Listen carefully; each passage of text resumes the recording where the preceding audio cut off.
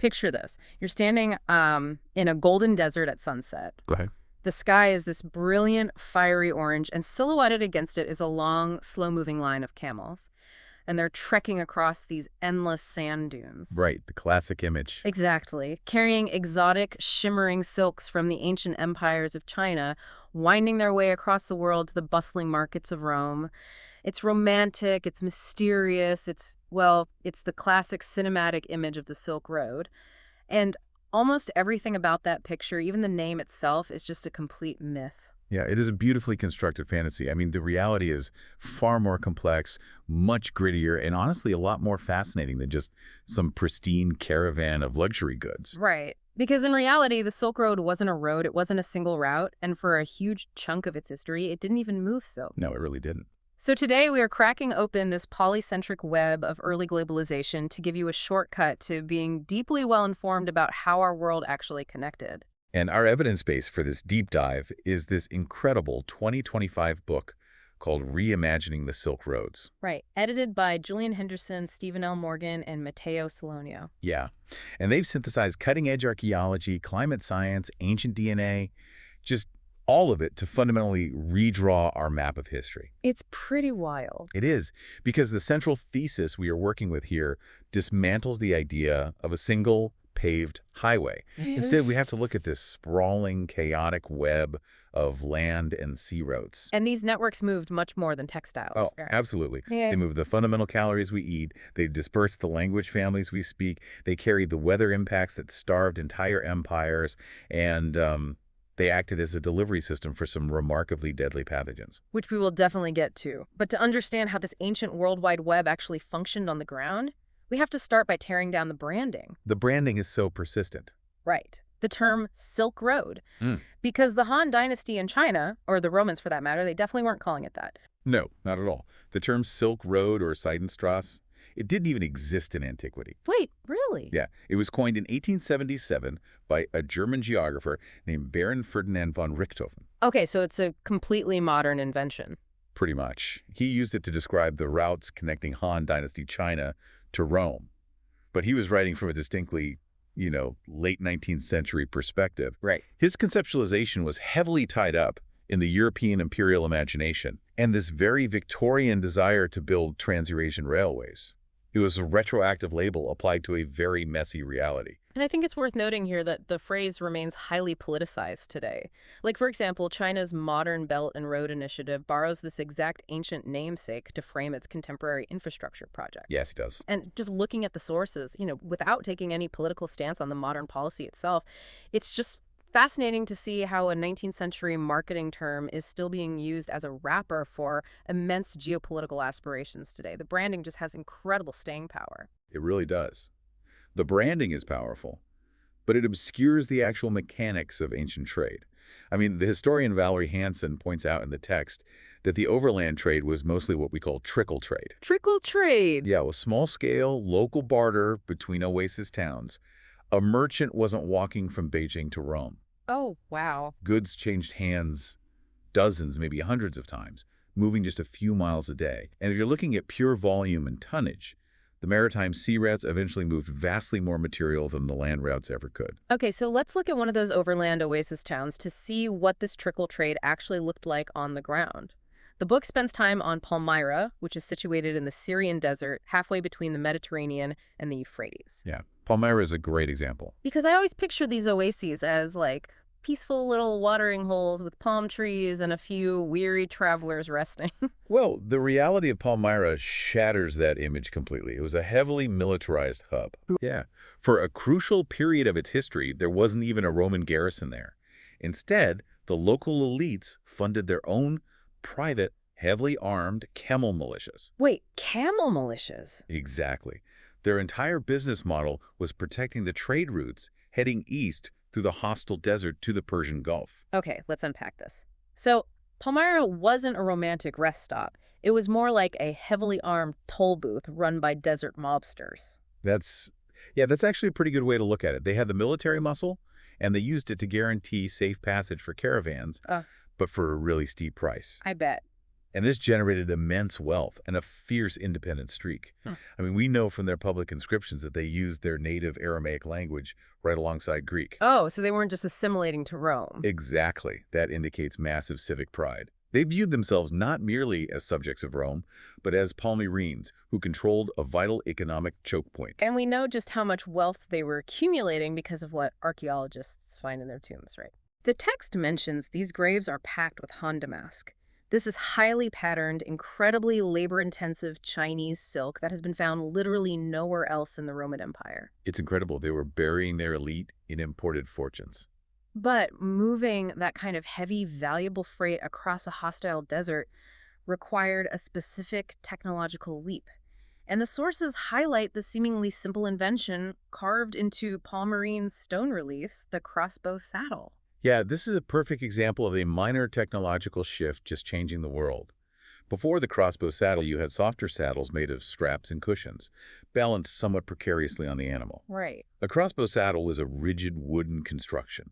It sat down around the camel's hump rather than just perching on top of it. Wait, how does just adding a rigid wooden frame change the global economy? Like, what's the actual physics of that? Well, it's all about weight distribution and the center of gravity. Okay. By resting a rigid frame around the hump and against the animal's ribs, you distribute the cargo's weight far more evenly across the camel's skeletal structure. Oh, I see. Yeah, it lowers the center of gravity drastically. Yeah. That means the load doesn't shift wildly when the animal walks. A camel could carry significantly heavier loads without breaking its back or getting exhausted prematurely. It's like the shipping container of antiquity. Exactly. It standardizes and stabilizes freight. You pack double the weight onto a single animal, your profit margins soar, and you can cross much harsher terrain. It completely revolutionized long-distance overland logistics. But we actually need to wind the clock back a bit. Way back, So, right. thousands of years before humans were strapping Han damask to rigid camel saddles, these transcontinental routes were forged by people moving something much more fundamental to human survival. Right. We are going way back to what the book calls the proto-Silk Roads. Because if the later routes were about moving luxury wealth, this era was really about the calorie highway. Yes. We look here at the research of Teng Wenlong, around 13,000 years before present. We see two massive, geographically isolated engines of agricultural domestication fire up. In Southwest Asia, humans domesticate the founder crops. So that's wheat, barley, lentils, and the big four livestock animals. Which are cattle, sheep, goats, and pigs, right? Exactly. Meanwhile, thousands of miles away in eastern China, near the Bohai Sea and the Yangtze River, a completely independent agricultural revolution is happening with the domestication of japonica rice and millets. Right. And for millennia, these two massive caloric engines were entirely separate. But as populations expanded, early agriculturalists needed more arable land. They had to move. Makes sense. And their primary conduit for movement was the Great Steppe. Let's talk about the Great Steppe for a second, because the popular imagination pictures it as this desolate, empty barrier of grass stretching from Hungary all the way to Manchuria. But the sources reframe this entirely. They do. The steppe wasn't a wall, it was the original superhighway. Especially following the domestication of the horse, the steppe became a remarkably efficient conduit for human movement. And we see this incredible transcontinental exchange of calories happen across this continuous belt of grassland. Wheat, which originated in Southwest Asia, travels east and arrives in China around 5,000 years ago. Wow. And moving in the exact opposite direction, millets from China travel west across the steppe and arrive in Europe. I want to pause on millet, actually, because the text makes a huge deal out of this crop hitting Bronze Age Europe. Why was a tiny yellow grain so revolutionary for a continent that already had wheat and barley? It comes down to the mechanics of the seasons. Bronze Age Europe relied heavily on winter crops. You plant wheat or barley, and you basically pray it survives the harsh, unpredictable winters to be harvested later. Right. If a late frost hits or the winter is too wet, your entire caloric baseline for the year is wiped out. Starvation follows. But millet, however, is a summer crop. Oh. Yeah, it requires different weather conditions and a very short growing season. So by adopting this Chinese crop, European farmers suddenly gained a second, entirely separate harvest window. If the winter wheat failed, the summer millet was their safety net. Exactly. It stabilized their food supply entirely. It provided a caloric surplus that fundamentally transformed their demographics, allowing populations to boom. That's amazing. And when people move their crops across a continent, they don't do it in a vacuum. They bring their culture. Which brings us to a really fascinating concept in the text, the farming language dispersal hypothesis. I love this concept. If the great step was the ancient internet, the data packets being transferred weren't lines of code, they were seeds. Right. But I still need some help connecting the dots here. So what does this all mean? Why would learning to grow millet make an entire region suddenly speak a new language? Well, it's not that local hunter-gatherers decided to learn the farmer's language just to get gardening tips. Okay, good. It's about population density and replacement. Farming produces vastly more calories per acre than foraging. Right, more food. More calories mean you can support larger families.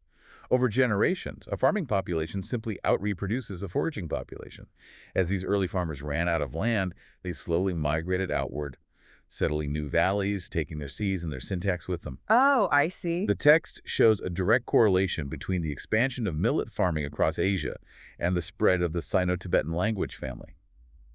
The people with the best calories essentially overwrote the linguistic map. So calories fueled the expansion, and technology like the crossbow saddle built the trade routes. But what dictated who actually thrived on these networks? That brings us to the chapter by Matthew D. Jones, which points to the ultimate invisible dictator of the Silk Roads, the climate. Yes, climate volatility is the underlying engine of this entire history. You can map the rise and spectacular collapse of empires simply by tracking rainfall and global temperature anomalies. And nowhere is that engine more terrifyingly obvious than the year 536 CE. Oh, definitely. Historians frequently cite this as the absolute worst year to be alive. Massive volcanic eruptions threw a veil of ash into the upper atmosphere, blocking out the sun across the northern hemisphere.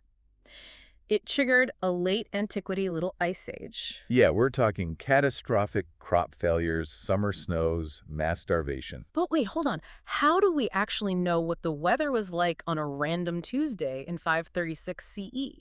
I mean, there were no meteorologists taking barometric pressure readings. That's where the science of paleoclimatology comes in. We don't need written weather reports when the Earth records the data for us in mud and wood. Okay. The researchers in this book rely on things like sediment cores drilled from the bottom of Lake Nar in Turkey. Wait, you're saying mud tells us the temperature? Well, not the mud itself, but the microscopic life trapped within it in distinct annual layers. Yeah. Scientists looked for the silica shells of single-celled algae called diatoms. By analyzing the specific ratios of oxygen isotopes trapped inside those microscopic fossilized shells, researchers can reconstruct a highly accurate year-by-year record of winter and summer evaporation rates. That is wild. They can literally measure the severity of the seasons from 1,000 years ago. That is staggering. They are pulling a climate ledger out of dead algae. And they cross-reference that sediment data with dendroclimatology tree rings, specifically ancient wood from the Altai Mountains in Central Asia. Right, because a tree grows a ring every year. Exactly. A wide ring means a warm, wet, healthy growing season. A narrow ring means cold, drought, or, atmospheric ash. Right at 536 CE, those rings become incredibly tight. Wow. When you synthesize the mud and the wood, you see how entirely at the mercy of the weather these ancient trade networks were. Give me an example of the weather making an empire. The Han Dynasty. They were able to pioneer the historical overland routes and project military power deep into Central Asia, largely because they happened to exist during a prolonged, highly favorable, warm and wet monsoon period. Okay. The climate gave them the massive agricultural surplus needed to fund that expansion. And the weather taking an empire away. Look at the Sogdian town of Panjikent in modern-day Tajikistan. For centuries, it was a thriving, incredibly wealthy hub of Silk Road merchants. But after the year 800 CE, it collapsed completely. What happened? The global climate shifted into a period of severe, prolonged drought. Compounding the disaster, the human population had heavily deforested the surrounding area for building materials and fuel. Oh, no. Yeah, the stripped landscape hit by a sudden drought simply could no longer support a city. It was abandoned to the sand. If we connect this to the bigger picture, human ingenuity and massive trade networks were always tethered to global temperature anomalies. Good weather builds empires, but bad weather starves them. Which brings us to the darkest part of this deep dive. because what happens when you take a sudden, violent climate shift and you collide it with an era of unprecedented, continent-spanning human connectivity? You pave a superhighway for the deadliest traveler in human history. Exactly. We are moving into the 13th and 14th centuries. The Mongol conquests had violently but effectively unified massive tracts of Eurasia. This created the Pax Mongolica, a period where trans-Eurasian trade was highly organized, heavily policed, and incredibly efficient. Right. A merchant could travel from the Black Sea to China faster and safer than ever before. But drawing on Chris King's chapter, we see the horrific biological tax of that hyperconnectivity, because traveling right alongside the silk and the spices was a bacterium Yersinia pestis, the Black Death. And this tragedy is ignited by a climate anomaly. During this period, the globe entered the Little Ice Age. This sudden cooling deeply destabilized the ecology of the Central Asian steppe. It created an ecological whiplash. So alternating periods of intense, unusual rainfall followed immediately by severe baking droughts. But how does rain and drought trigger a plague pandemic? It dictates the rodent population. During the wet years, the vegetation exploded, causing populations of wild rodents, specifically marmots and great gerbils, to absolutely boom. Millions of these animals thrived. Right. But when the sudden droughts hit, the vegetation died. The wild rodents starved and experienced massive die-offs. And when 1 million gerbils die, their fleas get very, very hungry. Yes. The fleas, which carry the plague bacteria in their gut, were forced to abandon the cooling corpses of the wild rodents and find new, warm-blooded hosts. Wow. They jumped onto commensal rodents. What makes a rodent commensal? Commensal literally means sharing the same table. We're talking about the black rats that had adapted to live entirely alongside humans. They were nesting in our grain sacks, hiding in our camel caravans, sleeping in our encampments and cities. So the plague jumped from the wild ecology of the steppe directly into the human supply chain. Here's where it gets really interesting. Scientists can map this jump today using a genetic molecular clock. By analyzing the DNA of the plague bacterium, they can track how it mutated over time, basically creating a biological crime scene map. It's amazing work. Yeah. In 2013, geneticists mapped this phylogenetic tree and found what they call a Big Bang polydemy, but I need you to translate that. Big Bang polydemy sounds like astrophysics, not biology. What does that actually look like on a genetic level? Think of it like a family tree. For a long time, a lineage might just be a single straight line. A grandfather, a father, a son. Okay. A polydemy is a sudden explosion on that tree, where one ancestor rapidly branches out into 4, 5, or 6 completely distinct genetic lineages all at once. Oh, wow. In the 13th century, right in Central Asia, the plague bacterium experienced a massive rapid mutation event, branching out in multiple genetic directions simultaneously. It mutated and exploded outward, and the archaeological record backs this genetic data up in a terrifying way. It really does.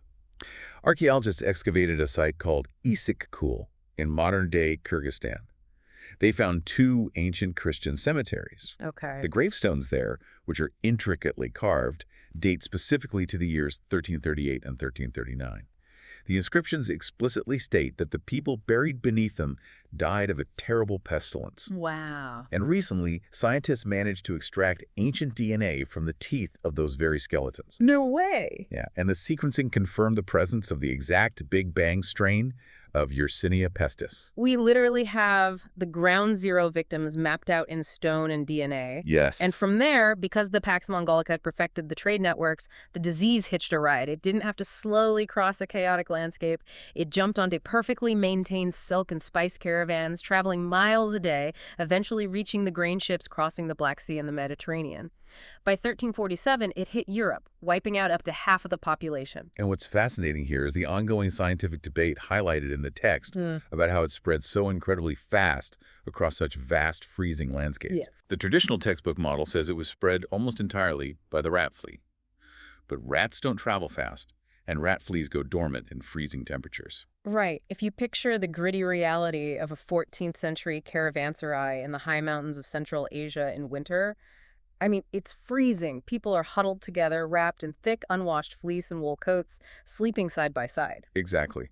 Which leads researchers to argue that the Black Death was heavily accelerated by human fleas and human body lice. Ugh. Yeah.